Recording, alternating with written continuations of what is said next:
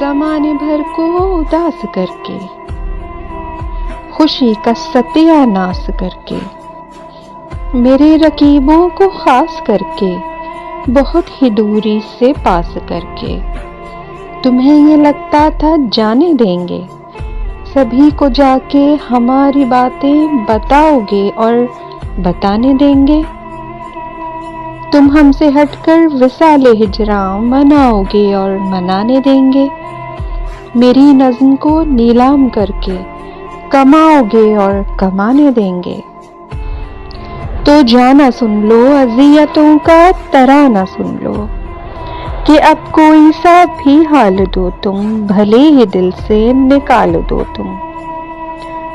کمال دو یا زوال دو تم، یا میری گندی مثال دو تم، میں پھر بھی جانا پڑا ہوا ہوں پڑا رہوں گا، گڑا ہوا ہوں گڑا رہوں گا، اب ہاتھ کاٹو یا پاؤں کاٹو،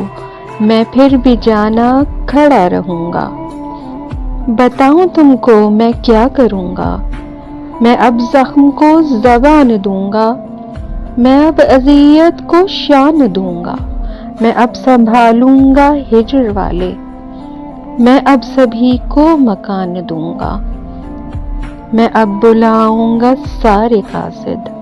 میں اب جلاؤں گا سارے حاسد، میں اب تفرقے کو چیر کر بھی، میں اب مٹاؤں گا سارے فاسد،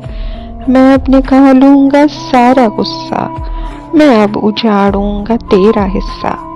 میں اب اٹھاؤں گا سارے پردے، میں اب بتاؤں گا تیرا قصہ، مزید سن لو او نفرتوں کے یزید سن لو، میں اب نظم کا سہارا لوں گا، میں ہر ظلم کا کفارہ لوں گا،